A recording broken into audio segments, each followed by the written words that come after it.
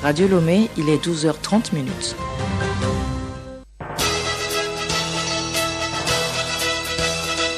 Le journal Bénédicte Kanda. Merci de nous rejoindre pour le journal. Madame, Monsieur, bonjour. Voici tout d'abord le sommaire. Le Togo se dote des outils nécessaires pour la mobilisation des ressources financières afin de réaliser les projets du Plan national de développement. 2 projets de loi ont été adoptés en ce sens hier à l'Assemblée nationale.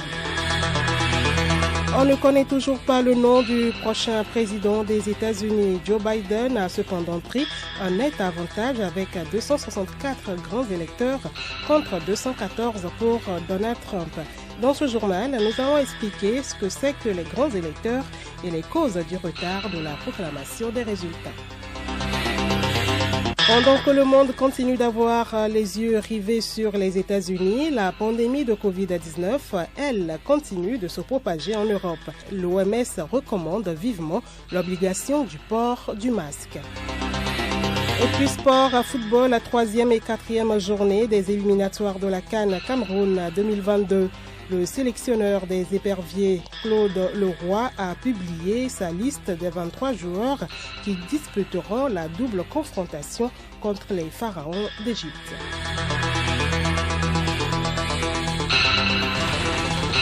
radiolomé.tg.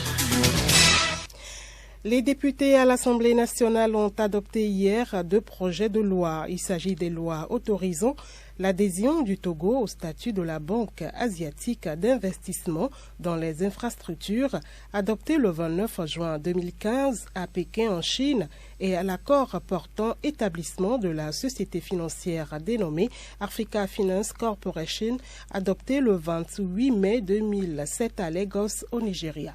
Emmanuel Amegblamé, Gabriel Ayena pour des précisions. La Banque asiatique d'investissement dans les infrastructures a pour objectif de favoriser le développement économique durable et d'améliorer la connectivité des infrastructures des États membres. Ainsi, l'adhésion du Togo au statut de cette banque lui permettra de mobiliser ses ressources financières additionnelles nécessaires à la réalisation des projets inscrits dans le PND 2018-2022. Le second projet de loi d'adhésion avec Africa Finance Corporation permettra au Togo de mettre en symbiose cette institution et les banques. Le Togo entend donc par cette adhésion mobiliser des ressources substantielles pour le financement de l'axe 1 du PND relatif à la mise en place d'un hub logistique pour le commerce international. Sani Yaya, ministre de l'économie et des finances. Par ce vote, vous venez de donner au gouvernement un outil juridique supplémentaire pour la poursuite de sa politique de développement économique et social. L'adhésion du Togo au statut de la Banque asiatique pour l'investissement dans les infrastructures et à l'accord portant établissement d'Africa Finance Corporation lui permettra de tirer avantage de leurs actions. Ce faisant, nous élargissons nos sources de financement pour un soutien à l'exécution du Plan national de développement PND 2018-2022. Pour le 4e vice-président de l'Assemblée nationale, Paco Adjourovi, en autorisant l'adhésion du Togo aux 2 projets de loi, la représentation nationale reste persuadée que la modernisation des infrastructures donnera un élan supplémentaire aux activités économiques dans notre pays. À la lumière des énormes défis que doivent relever notre pays, il nous faut participer à la recherche et à la diversification des financements à même de soutenir notre ambition de faire du Togo un hub logistique de premier ordre. Nos discussions au cours de cette séance ont clairement indiqué justement comment les besoins en infrastructure sont importants et comment les politiques et les approches qui doivent être poursuivies sont multidimensionnelles. Notre contribution à tous reste la recherche d'une subvention croisée pour soutenir la politique de modernisation des infrastructures lancée par le gouvernement au cours des 10 dernières années. Le programme des Nations Unies pour le développement, PNUD, accompagne la Commission nationale des droits de l'homme, CNDH, dans l'informatisation de ses antennes régionales. L'organisation a fait don de matériel informatique et bureautique à la Commission. La remise officielle de ces matériels a eu lieu ce matin à Lomé. Les détails avec Angèle Untonji. Évalué à environ 20 millions de francs CFA, le don est composé d'ordinateurs portables et de bureaux, d'imprimantes, de photocopieuses et autres consommables informatiques. À travers ce don, le PNUD veut mettre le personnel de la CNDH dans de bonnes conditions de travail. Martha Fall, représentant résident adjoint du PNUD au Togo. Dans le mandat des Nations Unies, de manière générale, particulièrement le PNUD, il y a les questions de développement, mais également les questions de paix, de sécurité, de droits humains sont des questions fondamentales sur lesquelles aussi nous travaillons. Et donc, féliciter la CNDH d'avoir des antennes régionales. Et donc, nous savons tous que les conditions souvent dans les régions ne sont pas tellement ça. Et c'est pour ça que le PNUD s'est engagé à accompagner ces antennes afin qu'elles puissent être dans de très bonnes conditions de travail. Donc nous pensons que cela leur permettrait de faire le rapport, de faire le suivi et de pouvoir te rendre compte régulièrement au niveau de leur hiérarchie. Ce matériel remis au profit des 5 antennes régionales de la commission mise en place à Dapaon, à Kara, Sokodé, à Takpame et à Kpalimé va accroître l'efficacité de ces antennes en matière de promotion et de protection des droits de l'homme. Il va également permettre à ces antennes d'éviter de faire recours aux services privés extérieurs et de minimiser le risque de remettre en cause la confidentialité qui caractérise la mission de la CNDH. Nakba Polo, présidente de la CNDH. Les antennes ne disposaient pas de ce matériel. Or, notre mission recommande la confidentialité. Elles étaient obligées, ces antennes, d'aller dans les structures privées pour des photocopies, pour des impressions. Ça ne garantit pas la confidentialité. Dorénavant, avec la réception de ce matériel informatique, nous serons sûrs que la confidentialité sera respectée. Le PNUD accompagne la commission depuis 2019. L'institution s'engage à l'accompagner encore dans la mise en œuvre de son plan stratégique sur les 5 années à venir. Merci à vous, Angèle Ountondi. Promouvoir la gestion municipale inclusive et nouer des partenariats entre les communes togolaises et les villes américaines. Le projet de renforcement de la gouvernance locale pour soutenir la décentralisation au Togo a été lancé ce matin à Lomé. Par cette initiative, 3 organisations de la société civile, notamment Centre Africa Obota, Partenariat pour le développement et la gouvernance et Éducation citoyenne et changement veulent utiliser des outils numériques pour la promotion des communes du Togo. Nous y reviendrons plus en détail dans nos prochaines éditions. Le centre hospitalier universitaire à Sylvanus Olympio et le CHR de Sokodé sont désormais dotés de centres d'écoute, d'aide, d'accueil, de propositions et d'orientation des usagers. Ces kiosques réceptionnés hier ont pour objectif d'améliorer les prestations des services de santé publique et de satisfaire les usagers. Compatib Carrière, président des usagers du service de santé publique. La construction des kiosques des usagers répond d'abord aux cris de douleur des usagers du système de santé. Nous notons une absence d'empathie, de respect de la dignité, d'humanisme de la part de certains professionnels de soins. Les usagers parfois ruminent dans la douleur, leur frustration. Il faut nécessairement mettre en place un dispositif qui puisse vraiment les aider à venir déposer leurs plaintes pour que des mesures correctives soient prises. C'est un centre qui donne la parole aux usagers. Lomé Sokodé, en termes démographiques, Sokodé au nord est la région la plus peuplée. Au CHU, c'est le centre de référence. Tous les citoyens, les étrangers viennent au CHU. Donc c'est un centre qui réunit tous les services de soins. Ce projet a été financé par le programme de consolidation de l'État et du monde associatif ProSEMA. Le groupe Atlantique Télécom Togo Move et le ministère de l'enseignement primaire, secondaire, technique et de l'artisanat ont signé hier une convention de partenariat. Cette convention va permettre la revitalisation du système éducatif togolais. Ainsi, le lycée technique d'Adidogomé a bénéficié d'un lot de matériel informatique. Professeur Dodi Kokoroko, ministre en charge de l'enseignement technique. Il s'agit en substance de l'équipement du lycée technique d'Adidogomé, qui reste l'un des fleurons de l'enseignement technique et professionnel au Togo et des possibilités offertes à nos élèves de pouvoir vivre l'expérience professionnelle à travers la société ou le groupe Atlantique Télécom. Nous reprochons à notre système éducatif d'être trop théorique. La présente convention nous offre déjà des perspectives pour l'insertion professionnelle de nos apprenants.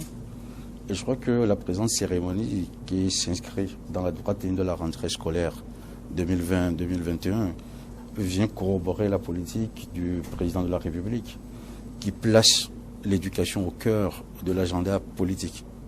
Et pour le ministère de l'enseignement technique, des enseignements primaires, secondaires, techniques et professionnels, il s'agit d'une part de se réconcilier avec l'accueil de nos apprenants à travers le amélioratif au sujet des infrastructures, et de l'autre, nous devons gagner en qualité au niveau de l'enseignement produit. Alors permettre à nos étudiants de pouvoir faire des expériences professionnelles constitue un bonus pour le système éducatif togolais. Pour le directeur général du groupe Atlantique Télécom Togo Move, Abdellah Tabiré, l'objectif de ce partenariat est d'améliorer la qualité de l'enseignement et les infrastructures d'accueil des apprenants. Nous l'écoutons. C'est avec une immense joie et beaucoup de fierté que Move Togo vient aujourd'hui de signer ces deux conventions, ces deux contrats avec le ministère de l'enseignement primaire, secondaire, technique et de l'artisanat.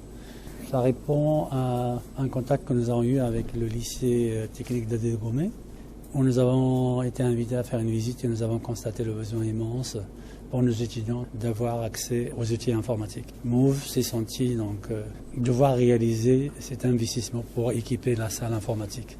Nous offrons 50 ordinateurs à nos étudiants. Nous avons également promis aujourd'hui de faire le suivi avec eux, justement pour que la salle soit un environnement propice pour l'apprentissage, pour les recherches et pour que les étudiants puissent faire leurs travaux, leurs projets. Ce communiqué pour clore la page nationale, le ministre de la Fonction publique, du Travail et du Dialogue social porte à la connaissance des candidats au concours national de recrutement d'enseignants, fonctionnaires et de personnel administratif pour le compte du ministère chargé de l'enseignement technique et de l'artisanat, session du 6 décembre 2019, qu'ils peuvent consulter la liste des déclarés admis dans le quotidien national Togo Presse et dans les lieux suivants. À Lomé, au ministère chargé de la fonction publique et au ministère chargé des enseignements primaires, secondaires, techniques et de l'artisanat. À l'intérieur du pays, dans les inspections régionales de l'enseignement technique. Le journal Bénédicte Kanda. Dans l'actualité internationale, on ne connaît toujours pas le nom du prochain président des États-Unis. Joe Biden a cependant pris un net avantage avec 264 grands électeurs contre 214 pour Donald Trump. Les résultats de deux États sont particulièrement attendus, la Pennsylvanie et le Nevada, où Biden est légèrement en avance et où une victoire lui donnerait les 6 derniers grands électeurs dont il a besoin pour remporter l'élection. Pourquoi ce retard? Pour mieux nous expliquer, Théophile Dandakou est avec nous au studio. Théophile Dandakou, bonjour. Bonjour Bénédicte. Au fait, pour expliquer ce retard dans la proclamation, il faut d'abord partir du vote par correspondance.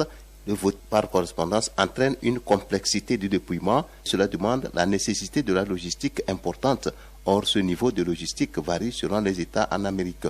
Il faut également le contrôle de l'authenticité de l'envoi de la correspondance, vérifier le droit de la personne qui vote, vérifier la légalité du bulletin de vote utilisé, contrôler la légalité de la signature apposée, la date du vote et d'affranchissement. Les employés électoraux doivent également ouvrir l'enveloppe, aplatir les bulletins, les scanner et si la machine n'arrive pas à lire, il faut les traiter manuellement. Et de plus, certains États dépouillaient au fur et à mesure du vote par correspondance, mais dans d'autres États, cela n'a pas été le cas. Ils ont dû attendre la clôture officielle des bureaux de vote avant de commencer à dépouiller. C'est le cas notamment de Michigan et de Pennsylvanie. Ce sont justement dans ces États où le dépouillement est en cours en ce moment.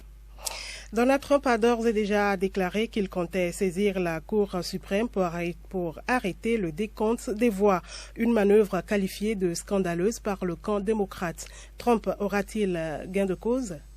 Trump aura-t-il gain de cause? La question est complexe. Cela a été rare dans l'histoire de l'Amérique. Mais le scénario est tel que si l'avance de Biden est faible, cela risque de permettre à Donald Trump d'essayer d'en contester. La contestation de Donald Trump est d'ailleurs liée au recours massif au vote par correspondance, ce qui inquiète les républicains qui tentent de remettre en cause l'élection. En effet, Trump a annoncé son intention de saisir la Cour suprême. C'est à cause des milliers de bulletins de vote qui restent encore à dépouiller Il a ainsi demandé à ses avocats de se tenir prêts pour contester l'élection, ce qui n'est pas encore fait. Et d'ailleurs, cela ne sera pas fait tant que la proclamation officielle n'a pas été prononcée. Cela paraissait presque impossible qu'un président sortant remette en cause l'élection en Amérique, mais avec Donald Trump, tout est possible. En prévision d'ailleurs, il avait refusé de s'engager à l'avance à accepter les résultats de cette élection. Il appuie sa requête sur les cas de Pennsylvanie par exemple, où les autorités électorales ont été débordées par le volume de bulletins de vote reçus par la poste. À la demande des républicains,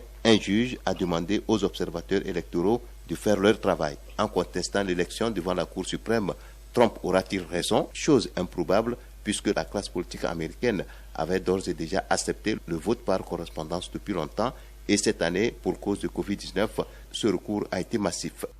Théophile Dandakou, dans un discours prononcé à la Maison-Blanche hier, le président sortant a répété qu'il allait gagner l'élection présidentielle américaine que les démocrates essaient de lui voler sans aucun élément concret à l'appui.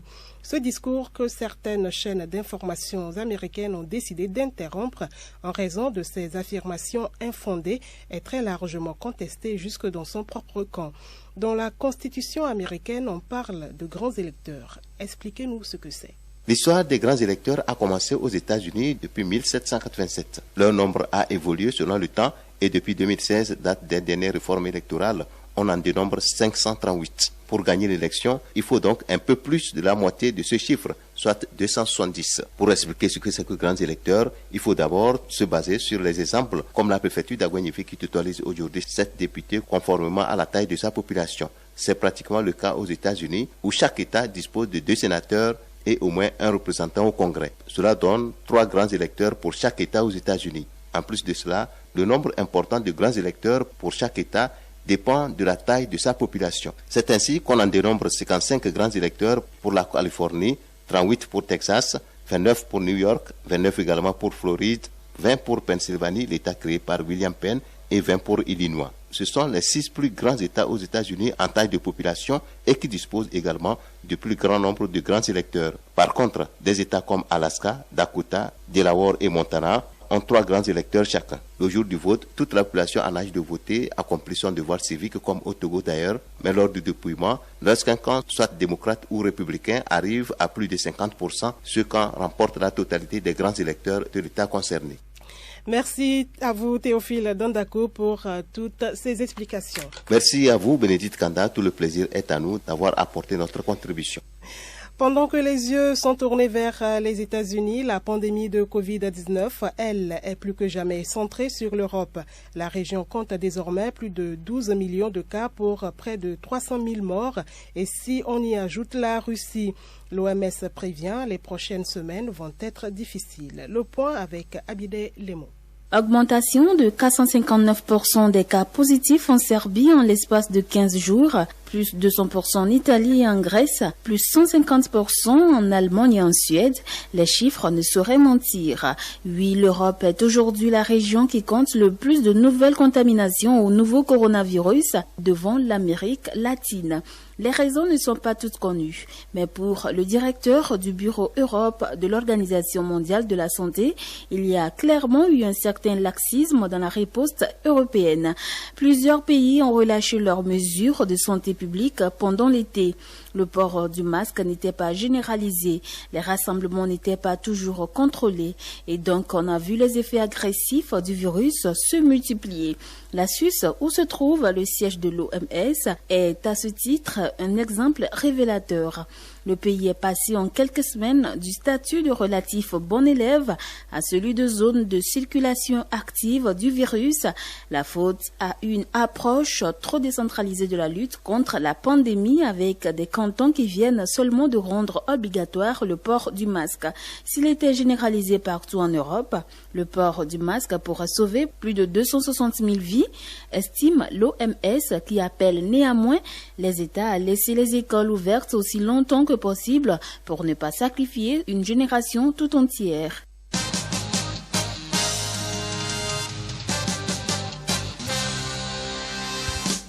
Culture à présent, la 4e édition de la Semaine nationale du cinéma togolais, dédicace de l'ouvrage Fraîcheur des piments par Temps d'averse et la résidence d'art contemporain de Lomé. Voilà entre autres activités qui meublent l'agenda culturel de cette semaine. C'est avec Geneviève Pognon. Art Messiamé, c'est le nom donné à cette première édition de la résidence d'art contemporain de Lomé. Elle se tient depuis le 1er novembre et ce jusqu'au 15 novembre prochain à la galerie Agnassan, musée de Polayi, à l'Institut français du Togo et à l'université de Lomé. Un vernissage est prévu le 12 novembre prochain au musée Polayi. L'agenda culturel, c'est aussi la dédicace ce 6 novembre de l'ouvrage intitulé Fraîcheur des piments par Temps d'averse de l'écrivain togolais Kokovi Alexandre Nouboubo. L'œuvre est éditée aux éditions Graines de Pensée. C'est à la salle Confucius de l'université de Lomé. Et puis, la 4e édition de la Semaine nationale du cinéma togolais se déroule du 23 au 28 novembre prochain. Déjà, une conférence de presse a été organisée jeudi 5 novembre pour annoncer ce grand rendez-vous cinématographique. Il s'agit pour le ministère de la Culture et du Tourisme de donner un nouvel élan au secteur du cinéma et surtout de rapprocher le cinéma togolais du public profond. Plusieurs activités sont au programme, notamment des ateliers de formation à Kara, à Atakpamé et à Lomé. Ces ateliers de formation se déroulent du 9 au 13 novembre.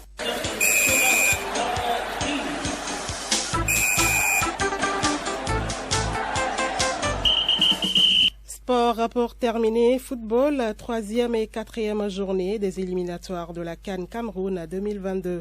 Le sélectionneur des éperviers Claude Leroy a publié sa liste de 23 joueurs qui disputeront la double confrontation contre les pharaons d'Égypte. Pendant ce temps, l'Europa League était hier à sa 3e journée. Offenheim de notre compatriote Yala n'a pas eu pitié du club tchèque Slovan Liberec battu 5-0 dans le groupe L. Les détails avec Henri Ochocho. Oui, vous l'avez dit, le club tchèque de Slovan Liberec n'oubliera pas surtout sa laborieuse expédition allemande lors de la 3e journée de l'Europa League. Dominé de bout en bout, 72% de possession de balles contre 28. Les poulains de Pavel Hoftic ont bu le calice jusqu'à la lit face aux Allemands. Eh bien, le festival a eu lieu avec la participation de l'international togolais Ilas Bebou qui a disputé toute la rencontre. Offenheim, après une pareille performance, prend la première place du groupe et attend sereinement de disputer la prochaine journée de la compétition face au même Slovan Liberec. Ce serait le 26 novembre prochain. 3-0 à San Siro, c'est le score avec lequel Lille a fait chuter l'AC Milan dans son entre. C'était jeudi soir lors de cette 3e journée de Ligue Europa mettant fin à 24 matchs d'invincibilité des rossonneries de Zlatan Ibrahimovic. Mauvaise nouvelle pour les supporters des éperviers, la double confrontation qui attend le Togo face à l'Égypte, comptant pour les 3e et 4e journées des éliminatoires de la CAN 2022, s'annonce sans le 12e homme pour les éperviers à Lomé. En effet, la 4e journée prévue le 17 novembre à Lomé sera disputée à huis clos. Et le coupable, c'est coronavirus. Les éperviers joueront donc face à l'Égypte dans un stade de Kégué vide sans ses supporters. Quand on connaît le poids, le rôle et l'importance du 12e homme dans un stade aux côtés des joueurs, on peut affirmer que le Togo perd indéniablement un atout galvanisateur. Voici d'ailleurs la liste de 23 joueurs convoqués par Claude Leroy pour cette double confrontation. Gardien de but, Abouti Dové, JDR Star FC d'Afrique du Sud. Ayigba Moubarak de l'AS OTR de Lomé, Barcola Malcolm, Olympique de France. défenseur Agbozo Koussé évoluant en Tunisie. Amatutui Kanyivi de Bolesou du Togo. Ate Youssoufou de Wafa SC du Ghana. Basile Loïc de Bordeaux de France. Jenda Konam de Getafe en Espagne. Benyon Simon de Dynamo de Géorgie. Dawson Steve Livingstone en Écosse. Milieu de terrain, Atchou Franco Fremag de Danemark. Aïté Fluide en Turquie. Ilas Bebou de Hoffenheim en Allemagne. Nyavedi Elom Seko Serge en Tunisie. Et Tchakei Marouf d'Asco de Kara. Attaquant Kevin Denke de Nîmes en France. Doké Josué de Wafa du Ghana. De Séville Mathieu de Turquie. David Enen de Charleroi de Belgique. Là-bas Fodo Kodjo de l'ANFC des Émirats Arabes Unis et Sounou Gilles de Châteauroux en France. Les éperviers du Togo se déplacent d'abord en Égypte le samedi 14 novembre 2020 où le match a lieu au stade international du Caire à 19h GMT. Le match retour a lieu au stade de Kégué 3 jours plus tard, c'est-à-dire le mardi 17 novembre 2020 à 16h GMT.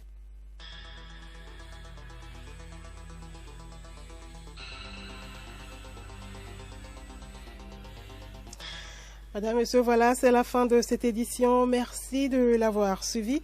La rubrique sensibilisation sur le coronavirus pour nous séparer. L'ouverture à 100% des lieux de culte à l'intérieur du pays et leur augmentation à Lomé. La rentrée scolaire et la fermeture de la société Wassem à Tabligo pour raison de foyers épidémiques ont été évoqués lors du précédent point de presse de la coordination de riposte. Juliette Camdet nous propose un extrait de cette rencontre.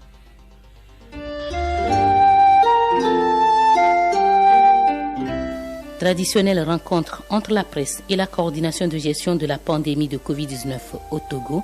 Cette semaine, le point de presse, avant d'avancer les raisons des récentes augmentations de cas, a d'abord salué la reprise des cours et appelé au respect des mesures barrières dans les lieux de culte rouverts. Professeur-colonel Djibril Mohamed. Nous nous réjouissons que la rentrée scolaire ait pu tenir. Malgré le contexte difficile, le contexte Covid-19, mais nous saluons ici la détermination des autorités et leur engagement à garantir un environnement scolaire sécurisé pour nos enfants, mais aussi pour nos frères enseignants. Ceci permettra de reprendre ces cours sans qu'on sente une augmentation des cas de contamination de Covid-19. C'est vrai, nous suivons la situation de près et ceci afin de corriger le tir au fur et à mesure. Le second point qu'on peut évoquer, c'est l'ouverture complète des lieux de culte à l'intérieur du pays et une augmentation du nombre de lieux de culte ouverts à Lomé. Là encore, nous suivons la situation de près afin d'éviter les contaminations dans ces lieux. Et nous profitons aussi de l'occasion pour saluer les autorités religieuses qui veillent aussi comme nous pour le respect des mesures barrières. Comment expliquer l'augmentation des cas cette semaine? Ces augmentations peuvent s'expliquer simplement par un foyer qui est apparu dans une société dans la préfecture de Yoto. C'est la société Wassem. Ceci a entraîné la fermeture de l'usine afin de permettre au personnel de santé de rechercher les cas contacts, d'assainir l'environnement et d'éviter que les cas se retrouvent dans la population de la préfecture. Actuellement, nous sommes en train de scrimer dans cette zone pour éteindre le foyer. Donc nous rappelons une fois encore toutes les sociétés de s'organiser en respectant les mesures barrières dans la reprise de leur activité. Quand on regarde l'augmentation des cas, Mis à part cette société, la majorité des cas se trouvent dans le Grand Lomé. Ces cas sont dispersés dans tous les quartiers de Lomé, de la préfecture du Golfe et de la préfecture d'Agoyivé. Évitons de constituer un vecteur du virus Corona. Soyons disciplinés dans le respect des gestes barrières.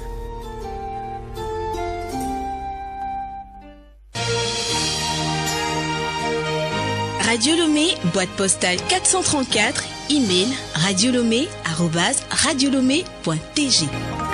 radiolomé.tg